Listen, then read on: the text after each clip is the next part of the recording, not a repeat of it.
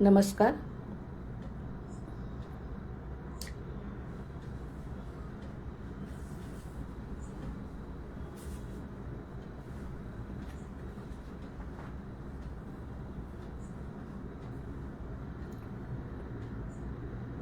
नमस्कार.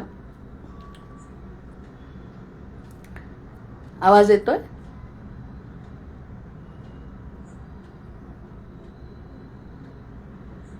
नमस्कार. वक्रतुंड महाकाय सूर्यकोटि वक्रतुंड महाकाय कोटि सूर्य समप्रभ निर्विघ्नं कुरु मे देव सर्वकार्येषु सर्वदा. या कुंदेन्दु तुषारहार धवला या शुभ्रवस्त्रामृता या वीणावरदण्डमण्डितकरा या श्वेतपद्मासना या ब्रह्माच्युत शङ्करः प्रभृतिभिर्देवैर्सदा वन्दिता. सा मां पातु सरस्वती भगवती निःशेषजाढ्यापहा. गुरुर्ब्रह्मा गुरुर्विष्णु गुरुर्देवो महेश्वरः. गुरुः साक्षात् परब्रह्म तस्मै श्री गुरवे नमः. शुकासारिखे पूर्ण वैराग्य जाचे वसिष्ठा परिज्ञान योगेश्वराचे. कवी वाल्मिका सारिखा मान्य ऐसा नमस्कार माझा सद्गुरु रामदासा. अनेन प्रियतां देवो भगवान जानकी पतिः श्रीरामचंद्र पूर्वेशाम् अस्माकं कुलदैवतं. श्रोता वक्ता श्रीराम समर्थ. जय जय रघुवीर समर्थ. जय जय रघुवीर समर्थ. सानन्दमानन्दवने वसन्तम् आनन्दकन्दं हतपापवृन्दं. वाराणसीनाथमनाथनाथं श्रीविश्वनाथं शरणं प्रपद्ये. श्रीविश्वनाथं शरणं प्रपद्ये. मनोनिवृत्ति परमोपशान्ति मनोनिवृत्ति परमोपशान्ति. सा तीर्थवर्या मणिकर्णिका च सा तीर्थवर्या मणिकर्णिका च. सदाशिवसमारम्भां शङ्कराचार्यमध्यमाम् अस्मदाचार्यपर्यन्तं वन्दे गुरुपरम्परा. नमः शिवाय नमः शिवाय नमः शिवाय. कालच्या एकादशीच्या सुमुहूर्तावर आपण अतिशय वेगळी अशी गीता ऐकली, ज्याचं नाव आपण अज्ञान गीता दिलं. गीतेमधलेच काही आपल्यासाठी लागू पडणारे जे श्लोक आहेत, म्हणजे शंकराचार्यांनी दुसरा प्रकार केला की जी गोष्ट ज्ञान ज्ञान या बाजूनी समजत नसेल तर आपण एक अज्ञान गीता म्हणून, म्हणजे ज्या ठिकाणी तुम्ही जसे आहात तसे, ज्या परिस्थितीत आहात तसे, आणि काही काही प्रश्नांची उत्तरं जेव्हा त्यांनी विचारली तर त्यामध्ये श्रोता ऐकणारा सगळे त्यामध्ये सामील होऊ शकतात. कारण प्रत्येक उच्च कोटीची गोष्ट सांगितल्यानंतर ती उच्च कोटीची गोष्ट प्रत्येकाला साध्य होईल असं नाही. जसं वर्गामध्ये अनेक विद्यार्थी असतात आणि त्या अनेक विद्यार्थ्यांच्या समोर एकच शिक्षक बोलत असला तरी एखाद दोनच विद्यार्थ्यांना त्यातलं ते सगळं समजतं आणि त्याप्रमाणे गुण मिळतात. बाकीच्या सगळ्यांना त्याचा काही उपयोग होत नाही. त्यामुळे एका पद्धतीने सांगण्यापेक्षा आपल्याला स्वतःला सक्रिय करून घेतलंय श्रोत्यांना, आणि त्यांनी प्रश्न विचारले, मी कोण आहे.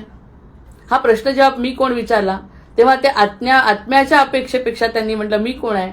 तर अज्ञान गीतेमध्ये उत्तर दिलंय. त्यांनी विचारलं की मी देह आहे, आणि देहाला नाकारत नाहीये. आधी देहाला आधी त्या पात्रतेपर्यंत तर येऊ द्या. आधी त्या पात्रतेपर्यंत आल्यानंतर पुढे त्याचं काय करायचं ते शंकराचार्य शिकवणारच आहे, कारण त्यांना पुढे जाऊन अद्वैतापर्यंत न्यायचं आहे. पण सुरुवातीला आपला सक्रिय सहभाग असण्यासाठी त्यांनी विचारलं मी कोण. अर्थातच आपण उत्तर दिलंय की मी देह आहे. मग करता कोण आहे तर आपण सांगितलं मी आहे. करता मी आहे, मी करतो. आणि खूप जण सिद्धांतावर भर देतात आणि म्हणतात मी केलं म्हणून मिळालं. मग जेव्हा करूनही मिळत नाही तेव्हा वृत्ती बदलते, पण तोपर्यंत सगळ्यांना असं वाटत असतं की मीच करतो. मग मी करतो, करता कोण आहे तर मी आहे. मग अनुभव काय आहे तुझा तर मला पुन्हा पुन्हा करावं वाटतंय. तीच गोष्ट करण्याची जी कृती आहे ती पुन्हा पुन्हा करावी वाटते. अज्ञान गीतेमध्ये उत्तर मिळत आहे. याला अज्ञान गीता म्हटलंय की हे जे उत्तर आलं ते गीतेपर्यंत न्यायसाठी ही पहिली पायरी आहे. ही पहिली पायरी आहे त्यांची. नंतर जग कसं आहे त्यांनी प्रश्न विचारला. ह्याच्या अगदी विरुद्ध आपण पहिल्या दिवशी बघितलं की शंकराचार्यांनी उत्तरं दिली जेव्हा की तू कोण आहे, तर दृष्टीपासून चक्षुपर्यंत, चक्षुपासून बुद्धीपर्यंत, बुद्धीपासून आत्म्यापर्यंत आणि आत्म्यापासून परमात्म्यापर्यंत असा प्रवास केला. पण ते ज्ञानी आहे आणि ज्ञानाची जिज्ञासा आहे असा तो विशेष असलेला विद्यार्थी असल्यामुळे त्यांचा प्रवास उलटा झाला. त्यांनी उलट्या प्रवासानंतर आतमध्ये प्रवेश केला. आतमध्ये प्रवेश केल्यानंतर ज्ञान मिळवलं. ज्ञान मिळवल्यानंतर अनुभव मिळवला. अनुभव मिळवल्यानंतर जगाला ज्ञान देण्याचा प्रयत्न केला. जगाला ज्ञान देण्याचा प्रयत्न जेव्हा केला तेव्हा त्यांच्या लक्षात आलं की आपल्यापासून आणि देवापासून लोक दूर जातात आहे. म्हणून त्यांनी हा उलटा प्रयोग केला.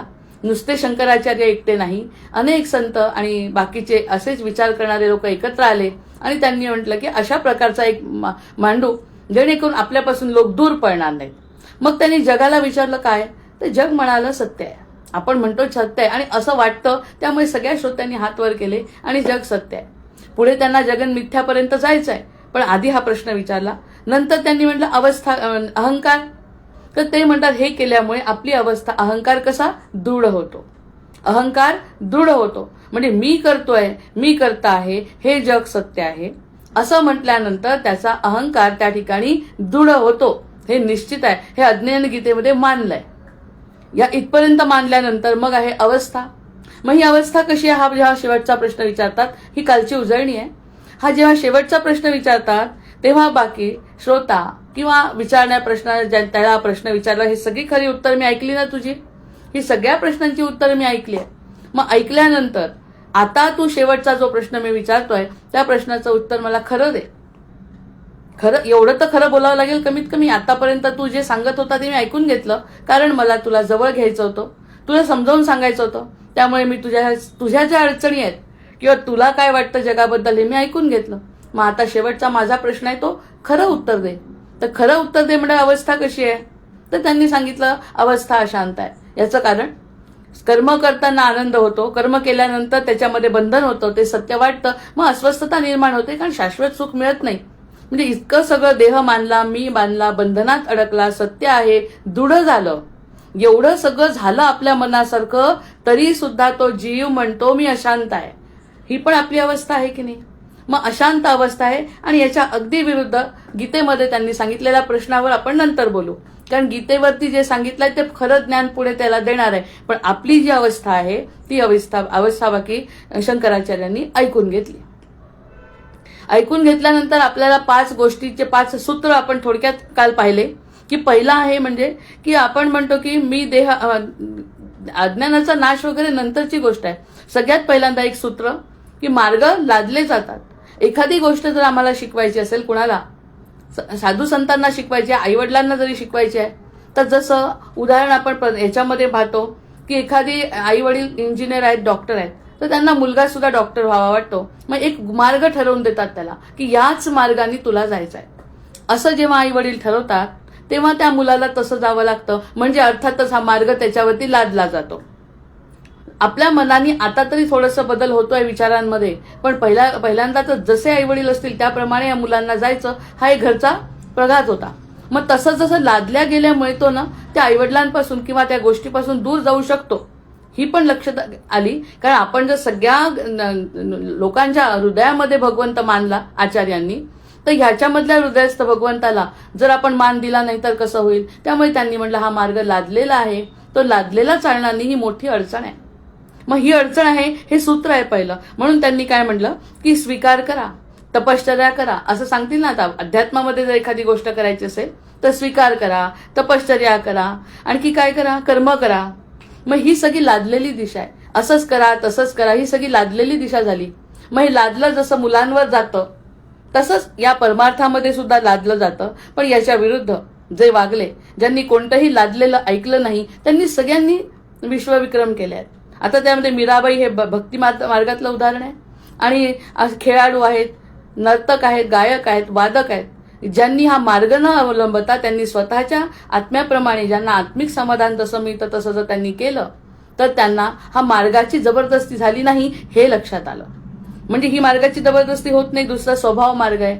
आचार्य म्हणतात आहे, तुम्हाला जे आवडतं ते करा, तुमच्या स्वभावामध्ये जे बसतंय ते तुम्ही करा.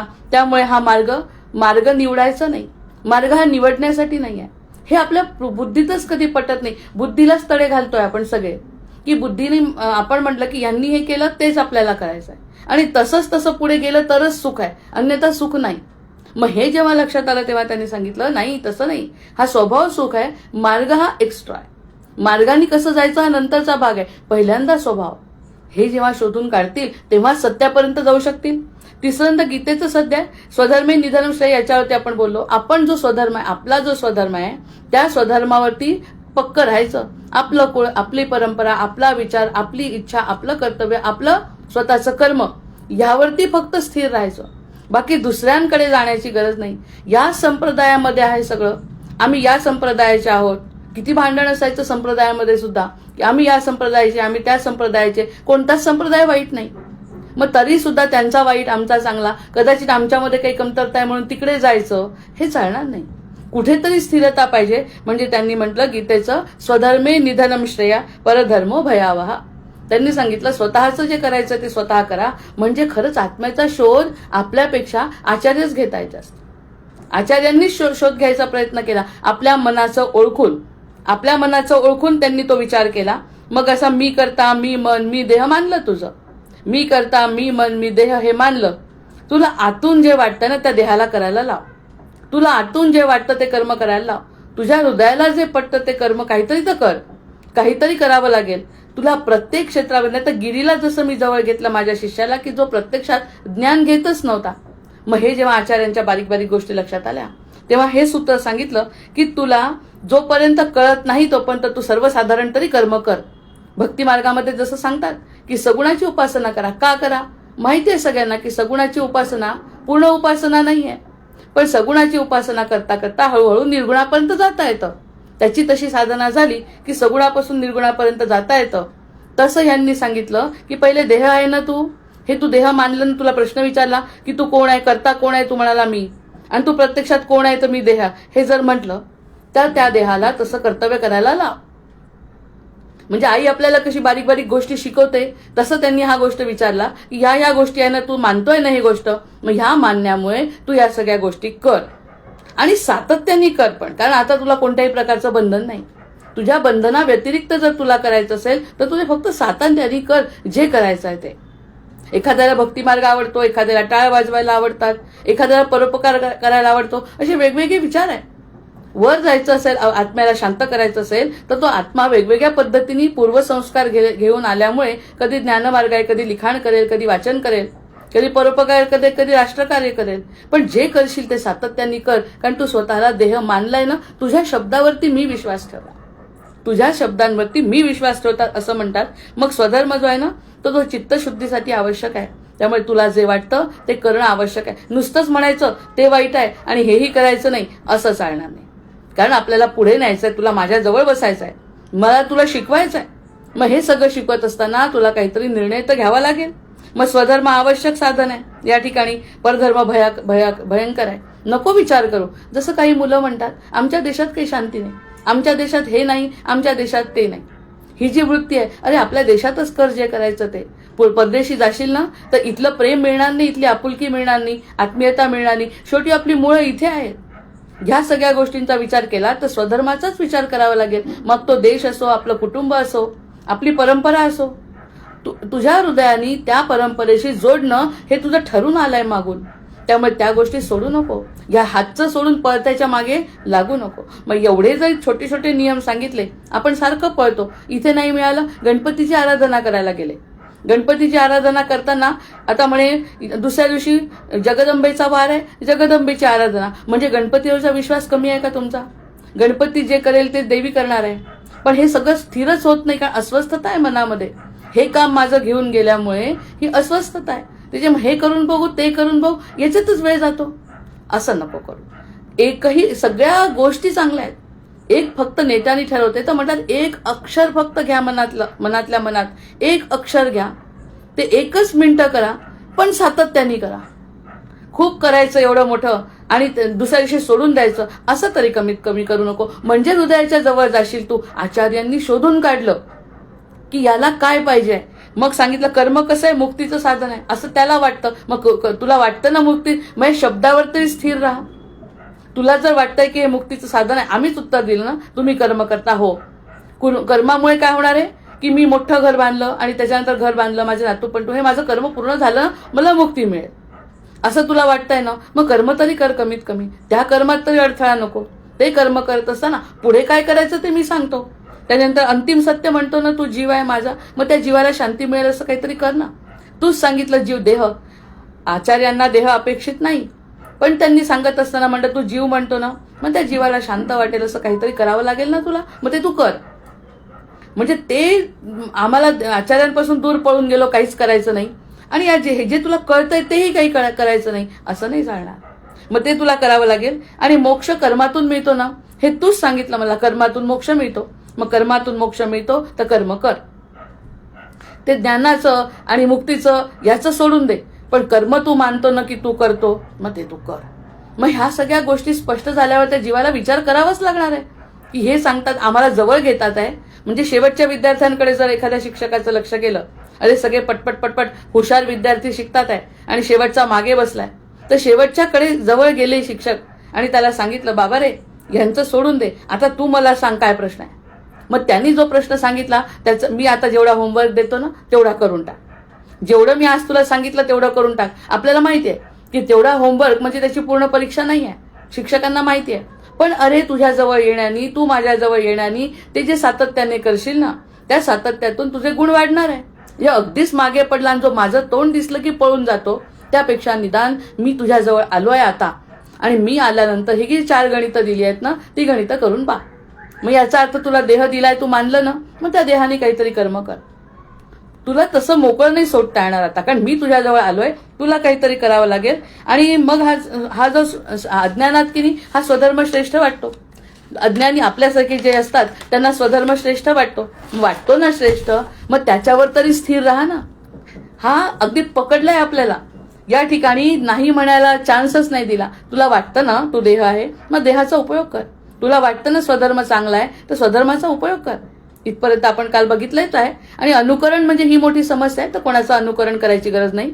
तुला स्वतःला जे वाटतंय ते तुझ्या मनाने कर, कारण स्वभावाला आश्रय मान. इकडे म्हणतोय आपण भगवंत हृदयस्थ आहे, मग भगवंतामध्ये हृदयामध्ये जर भगवंत आहे तर त्याच्याकडून मिळालेल्या संकेताला मान.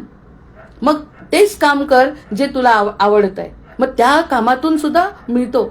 भगवंत काही फक्त देवपूजेत आणि आमच्या या परंपरेत आणि एवढ्याच भागात सीमित नाही.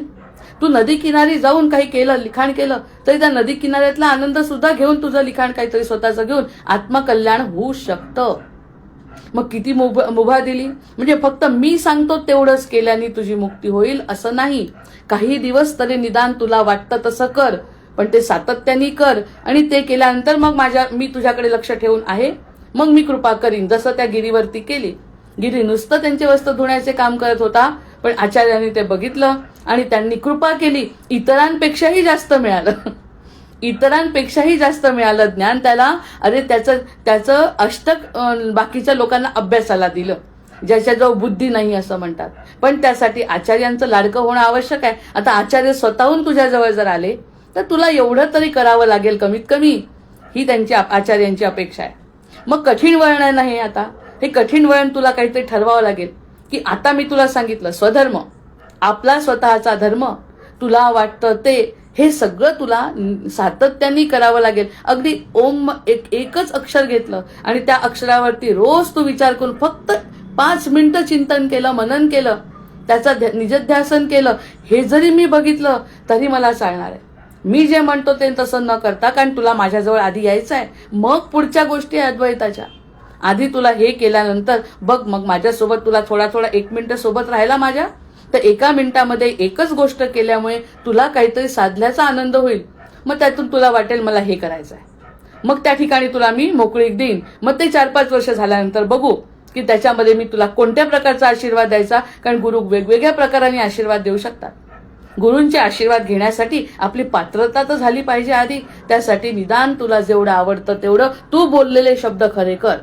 तू म्हटलं मी देह आहे, मी मानलं. तू तू म्हटलं तू कर्म करण्यात मला मुक्ती आहे, मी मानलं, पण तू केलंच नाही तर मी मानणार नाही. कारण तुझ्या छोट्या गोष्टींना सुद्धा मी हो म्हटलंय. तू म्हटलं मला गणित जमत नाही, तर मी लागलीच तुझ्याजवळ आलो, तुला 4 गणितं दिली. आता ती 4 गणितं करण्याची जबाबदारी कोणाची? तुझी. मग 4 गणितं हे माझं अंतिम ध्येय नाही, मला माहिती आहे. आचार्यांना माहिती आहे की 4 गणितं म्हणजे हे छोटंसं काम काही अंतिम ध्येय नाही आहे. पण ते करता करता करता ते लेकरू माझ्याजवळ तर येईल, आणि माझ्याजवळ आल्यानंतर त्याचं सातत्य बघितलं. भगवंताला काय आणि आचार्यांना काय, सातत्य पाहिजे. मग एकदा का सातत्य त्यांना जाणवलं की ते कोणत्या पद्धतीने आणि कसा आशीर्वाद देतील सांगता येत नाही. त्यामुळे हे गुण आपण आचरणात आणणं आवश्यक आहे. मग ते सहजता हा धर्म आहे. मग भक्ती, ज्ञान, तपश्चर्या, कर्मकांड हे सहज होऊन जातं. मग काहीतरी 4-5 वर्ष आचार्यांजवळ राहिला, 4-5 वर्ष उपासना केली स्वधर्माची, 4-5 वर्ष तरी ह्या परमार्थामध्ये 12 वर्षाचा काळ तर काहीच नाही, पण निदान काही दिवस त्यांच्यासोबत राहिला. मग ती जी कर्मकांड करत असताना आधी तर त्यांनी आपल्याकडे पाठच फिरवली. जेव्हा यांनी म्हणलं ज्ञान असं आहे आणि मुक्त करणारं आहे आणि हे सगळं अविद्या आहे असं म्हटल्याबरोबर अर्धे लोक निघून गेले. पण जसं आचार्यांनी म्हटलं की याच्यातूनच मी तुला पुढे शिकवणार आहे असं म्हटलं तर जास्तीत जास्त लोक आले. आणि आल्यानंतर जे काही सांगितलं आचार्यांनी, कारण प्रेमाने घेतलंय ना आचार्यांनी सुद्धा, या सगळ्या लोकांनी प्रेमाने जेव्हा घेतलं तेव्हा तो म्हणतो हे काम करत असताना पहिल्यांदा मी जरा ह्यांनी केलं, पण आता लक्षात आलं अरे आचार्य माझ्याकडे किती प्रेमाने बघतायत. मग ती जे काही करतो कर्म, उपासना, कर्मकांड, पूजा, अर्चा, लिखाण, कविता जे काही करत असेल ते तो सहजपणे करतो. कारण सगळ्यात पहिल्यांदा आचार्यांनी विश्वास ठेवला. हे फक्त अध्यात्मातच नाहीये, आपल्या समर्थांनी सुद्धा दासबोधामध्ये मना सज्जना भक्तिपंथेची जावे म्हटलंय.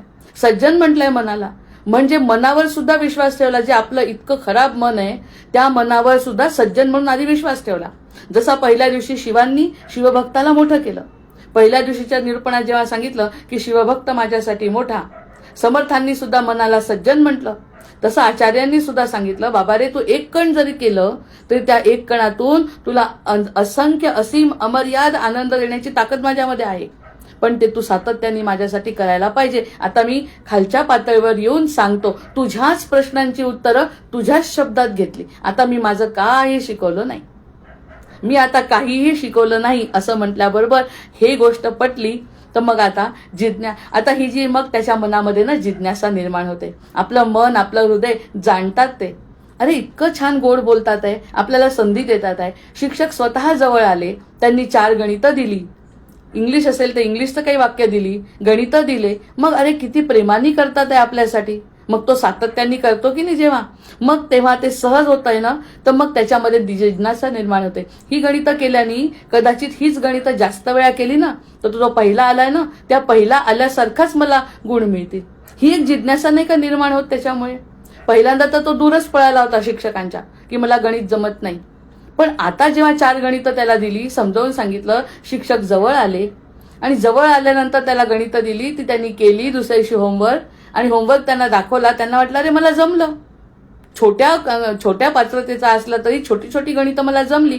आणि छोटी छोटी गणितं जमता जमता जमता मनात काय जिज्ञासा आली, मनामध्ये असं वाटलं आता की आपण ही गणितं केली तर त्या पहिल्या नंबरच्या मुलाला जे कळतंय ना कदाचित ते मला कळेल. अजून जिज्ञासा वाढली, गणित म्हणजे काय, गणित म्हणजे काय याची जिज्ञासा आता वाढली. जेव्हा या सगळ्या गोष्टी घडल्या, 6 गोष्टी जेव्हा घडल्या, तेव्हा जिज्ञासा, आणि जिज्ञासेला कोणत्याही ज्ञानामध्ये फार अनन्यसाधारण महत्व आहे. अथातो ब्रह्म जिज्ञासा, जीवाचा प्रश्नच जिज्ञासा आहे की मी कोण आहे. पण हा नंतरचा प्रश्न आपण नंतर बोलू. पण जसं गणिताबद्दल जसं वाटलं तसं ह्याला असं वाटलं की हा जे सांगतायत ना, एक छोट्या छोट्या गोष्टी ज्या सांगतायत ना, ते करून आनंद मिळतो. आता त्या पहिल्या नंबरला जे मिळालं ना ते मिळवण्यासाठी मी अधिक प्रयत्न करीन. याच्यात कोणी जबरदस्ती केली का त्यांना? अजिबात नाही.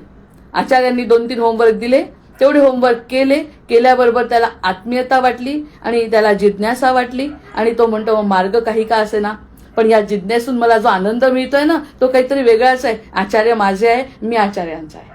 आणि एकदा ही भावना निर्माण झाली की जे ते करतील ते सगळं हा करायला तयार होतो. जे पळत होता आतापर्यंत दूर, तो जवळ आला, कारण ते स्वतःच त्याच्या जवळ आले आधी. कारण हा विषय कठीण आहे, विषय गहन आहे, समजावून सांगण्याची जबाबदारी माझी आहे. आणि मला जर कळतं की याच्या हृदयामध्ये भगवंत आहे तर मी त्याला आपल्यासोबत नको का घ्यायला, हा आचार्यांचा विचार आहे, संतांचा विचार आहे. मग त्या संतांनी त्याला जवळ घेतलं. कोणताही व्यक्ती माझ्यापासून दूर जायला नको, आकर्षणाचा सिद्धांत. हा आकर्षणाचा सिद्धांत आहे आणि हा सगळ्यांना लागू आहे. याच्यातल्या सगळ्यांनी मुक्त व्हावं अशी अपेक्षा आहे. त्याच्यामुळे असे जे न करणारे लोक आहेत, जे स्वतःला देह मानतात, त्याला दूर मी सोडणार नाही. त्याला जवळ घेईन, त्याला त्याच्या पात्रतेचं काम सांगेन. जर तो नेटाने करत असेल तर त्याला वेगवेगळ्या पद्धतीने आशीर्वाद देईन, पण त्यांनी माझ्यासमोर ते काम केलं पाहिजे. मुद्दा लक्षात आला असेल मला काय म्हणायचं, तो मुद्दा जर लक्षात आला असेल तर ते सहज झालाय. मग त्याच्या बाबतीत ते सहज झालं, आनंदाने झालं, एकमेकांचा विश्वास वाढला. पहिल्या दिवशी एकमेकांपासून दूर पळालेले सगळे एकत्र येतात आणि एकत्र बसून त्यांनी सांगितलेलं काम स्वतःहून करतात. हा महत्वाचा बदल होतो. आणि नंतर आता हे जे सूत्र झाले 10, जिज्ञासेपर्यंत आपण आलो. आता 11वं जे सूत्र आहे ना, त्या 11वं सूत्र तर सगळ्यांना, म्हणजे सगळीच सूत्र पटली आपल्याला, पण 11वं तर विशेष आहे. आता 11वं विशेष का बरं आहे? कारण हा जो काळाचा प्रवाह आहे ना, तो आपल्याला माहिती आहे की काळाचा प्रवाह सारखा नाही आहे. काळ इतके वर्ष गेले, आपल्याही जीवनामध्ये काळाने किती फरक केला. मग हा काळाचा प्रवाह ज्ञानप्रवाहामध्येही बदल करतो. मग हा काळाचा जो प्रवाह आहे ना, प्रत्येक युगाचा वेगळा आहे. प्रत्येक युगामध्ये सूत्र बदलतात, हे मानलं पाहिजे. आता पहिल्यासारखे यज्ञ याग करायला सांगितलं तर त्याचं फळ मिळणार नाही, कारण प्रदूषण खूप आहे. इतक्या प्रदूषणामध्ये जर त्यांना यज्ञ सांगितले, त्या यज्ञाचे तर इतके नियम आहेत की यज्ञाच्या नियमांनी एक जरी नियम चुकला तर त्याचा निर्णय बदलतो म्हणतात. आणि अशा प्रकारचे यज्ञ जर यांना सांगितले तर हे करू शकतील का आणि त्याचा फायदा होईल का? त्याच्यामुळे काळाप्रमाणे सगळे बदलले पाहिजे. ते पुराणातल्या गोष्टी ज्या आहेत ना, त्या काळासाठी होत्या. मग त्या काळासाठी होत्या. मग काळाचा प्रवाह, प्रत्येक युगाचा असा एक स्वभाव असतो. प्रत्येक युगाचा एक स्वभाव आहे. आता आपण पहिलेपासून कृतयुग पाहिलं, त्याच्यानंतर सत्ययुग पाहिलं, द्वापार पाहिला, आता कलियुग आहे. कलियुगामध्ये किती आपण स्वतः पाहिलेल्या युगामध्ये जर बदल झालाय, 25-30 वर्षापूर्वीचा आपले विचार आणि आपला हा काळ, त्याच्यापेक्षा आता हा बदल. आणि तरी जुनेच नियम जर लावत बसलो तर त्या जुन्या नियमांनी यांना काय फायदा होणार आहे? नाही तिथे गर्दी करतील आणि मिळणार काहीच नाही, अशी परिस्थिती आपण आता बघतोच आहे. मंदिरांमध्ये गर्दी होते आणि प्रत्यक्षात मंदिरातले पुजारी म्हणतात तुम्ही इथे येऊ नका, इतकी गर्दी. पण यांना कोणाचं कल्याण झालंय? कारण ह्या सगळ्या गोष्टी कोणत्या काळाला कोणत्या नियमात बसतात ह्याचा विचारच करत नाही कोणी. त्यामुळे घरात बसून सुद्धा शांती मिळू शकते. मनोनिवृत्ती परमोपशांती. मग काळाचा महिमा आहे ना. मग भागवतामध्ये काय म्हटलंय? कृते यद ध्यायते विष्णुम त्रेतायाम यजते मखैः द्वापारे परिचर्यायाम कलो तद्धीर कीर्तनात. म्हणजे या ठिकाणी सांगितलं कृतयुगामध्ये विष्णूचं स्मरण, विष्णू समोर होते. कृतयुगामध्ये अवतार घेतलेत त्यांनी. मग कृतयुगामध्ये जसा विष्णूचं स्मरण आणि समोर विष्णू बघत होते, तसं या जगात कुठे दिसतंय? सत्वगुण सुद्धा जर दिसत नाही तर हे कसं काय त्याचं ध्यान करू शकतील? कारण यांची वृत्तीच त्या ठिकाणी स्थिर नाही. अज्ञानामुळे आणि आपल्या स्वतःच्या स्वभावामुळे, इतक्या जन्माच्या स्वभावामुळे विष्णू वगैरे मानणं तर शक्यच नाही. हे त्या काळात घडत होतं. कसं? कृते यद ध्यायते विष्णू. त्या कृतयुगामध्ये विष्णूचं ध्यान, कारण विष्णूंनी अवतार घेतले. एवढे अवतार घेत घेत आला आणि त्या ठिकाणी जेव्हा जेव्हा लोकांनी बघितलं असेल तेव्हा त्याचं ध्यान करणं अतिशय योग्य होतं. त्यानंतर त्रेतायाम यजते मखैः, म्हणजे त्रेतायुगामध्ये यज्ञ याग, किती यज्ञ करायचे आणि त्यांची ती तपश्चर्या, त्यांचे ऋषींचे शब्द तपश्चर्या, त्याच्यामध्ये घालणाऱ्या वस्तू समिधा किती पवित्र होत्या. असं जंगलतोड झाल्यानंतर अशा प्रकारची झाडं आणि समिधा मिळतात तरी का? मग या सगळ्या जर मिळत नाही आणि तरीच त्या पद्धतीने यज्ञयाग केल्यावर लोक म्हणतात इतका खर्च केला, यज्ञयाग केला, पण आम्हाला काही फळ जसं पाहिजे तसं मिळालं नाही. कसं मिळेल? काळाचा महिमा आहे. काळाच्या महिम्याप्रमाणे आपण जर बदललो नाही तर त्याचे परिणाम येत नाही. किती कष्ट, लाख लाख रुपये लावले, आमच्याजवळ होती नव्हती सगळी पुंजी लावली. गुरुजी तसे नसतील, त्याच्यातल्या संविधा तशा नसतील, वातावरण तसं नसेल आणि तो नक्षत्र तसं नसेल. या सगळ्या गोष्टी पाहिल्यावर तो यज्ञ फलित होतो. मग पायसदान मिळालंय, रामांचा जन्म झालाय, या सगळ्या साध्या गोष्टी आहेत का एवढ्या? त्या काळासाठी अतिशय योग्य होत्या. मग हा अतिशय महत्वाचा अडथळा आहे आत्मकल्याणामध्ये. तिसरं द्वापारे परिचर्यायाम. द्वापारामध्ये काय केलं त्यांनी? द्वापारामध्ये एक मिनिट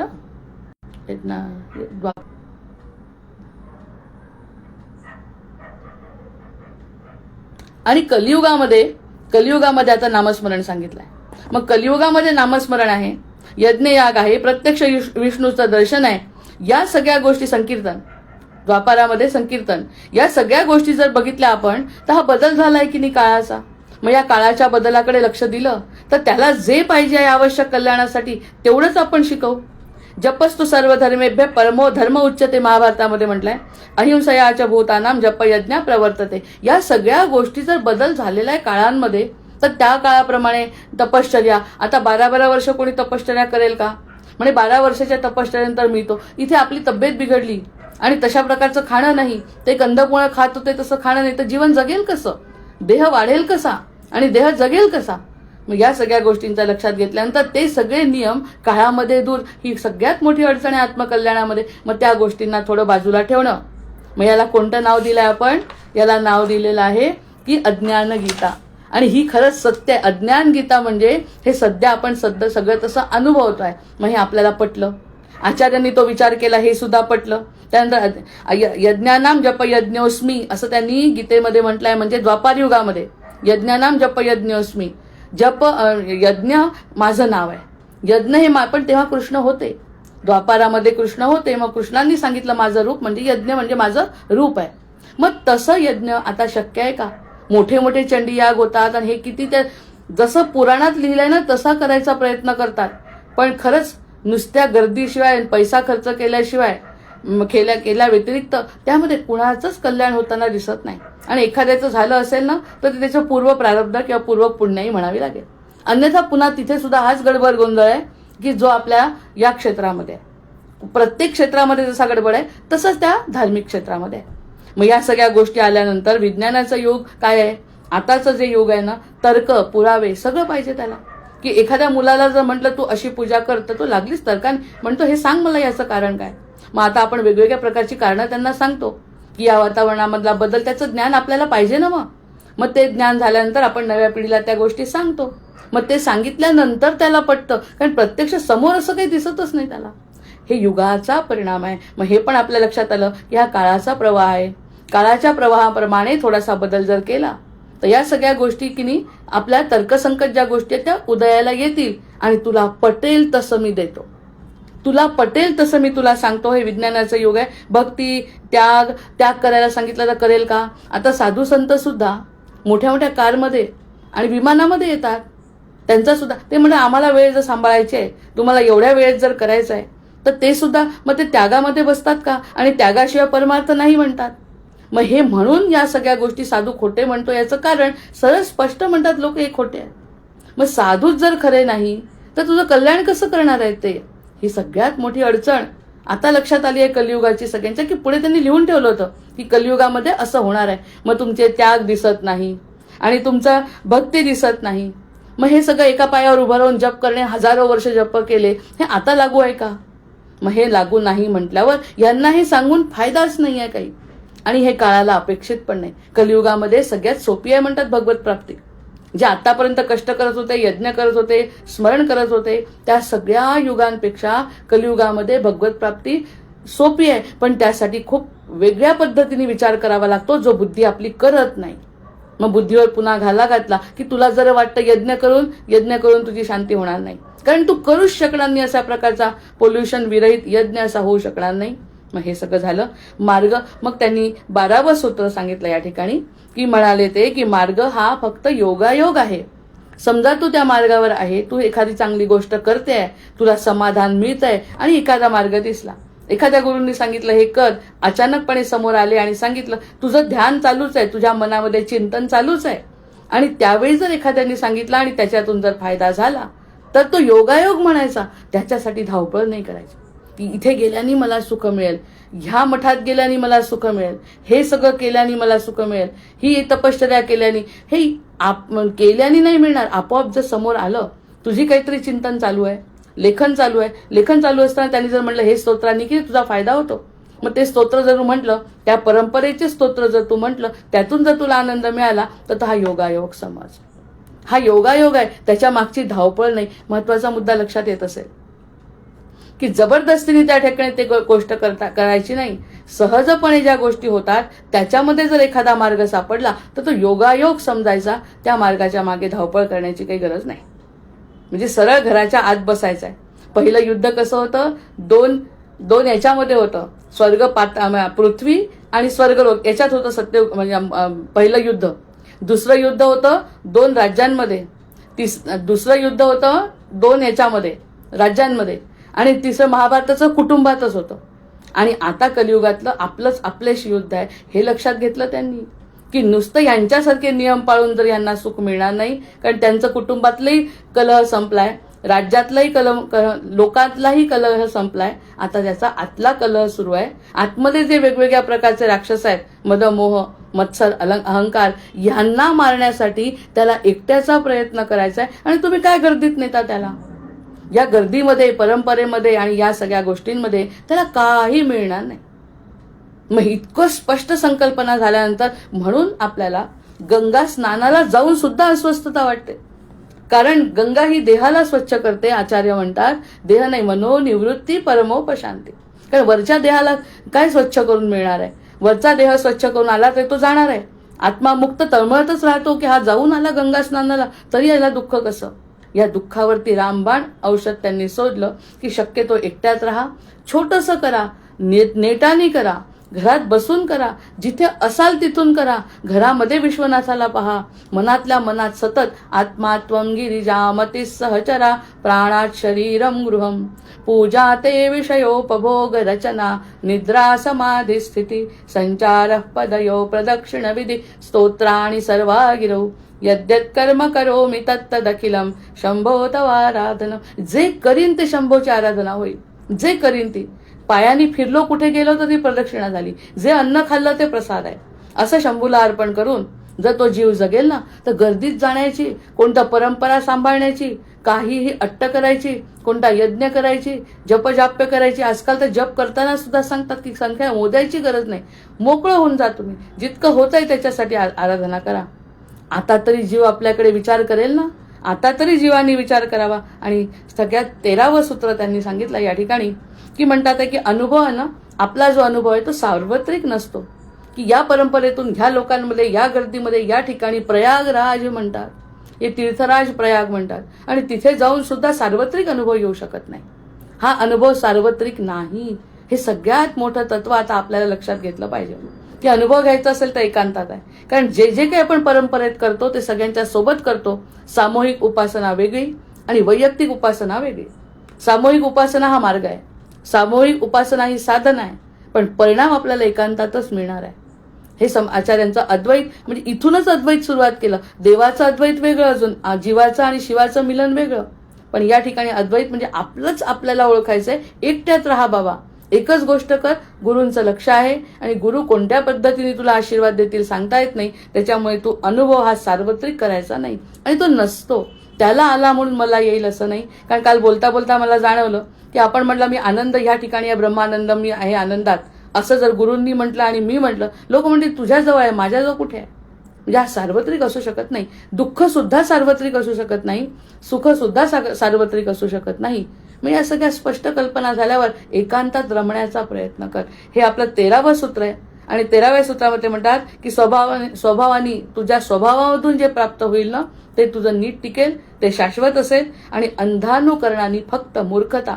आता तर म्हणे नुसतं बेलाचं पान ठेवलं तर मुलाला अभ्यास करायची गरज, असं म्हटल्यावर हसं होणार नाही तर काय होणार आहे? या ठिकाणी सगळे कर्म करायला सांगतात भगवंत. गीतेमध्ये कर्म करा म्हणतात. तूही मानतो तू देह आहे आणि कर्म कर, आणि कर्म न करता बेलपत्र ठेवून जर तुला मिळायला लागलं तर सगळेच तसं करतील. मग हे सगळं करण्यात अर्थ आहे का काही? म्हणजे आधी अज्ञान हे आहे, आणि पुढे काय मोठ्या अज्ञानाच्या गोष्टी सांगायच्या. आधी मुळात अंधश्रद्धा काय, अंधानुकरण काय, तू कोण आहे, तू जे म्हणतो ते तरी सिद्ध कर, कमीत कमी तू जे स्वतःला म्हणतो ते तरी मला सांग. सातत्याने माझ्यासमोर राहा. सातत्याने जर माझ्यासमोर राहशील, एक क्षण असा येईल की तुझी ती गोष्ट सहज घडेल, आणि त्या सहजतेतून तुला अतिशय मोठी स्वतःची अशी काहीतरी गोष्ट सापडेल. आता या सगळ्या गोष्टींचं विवेचन, आणखी विशेष विवेचन उदाहरणासकट, म्हणजे आता हे सगळे जनरल सूत्र झाले.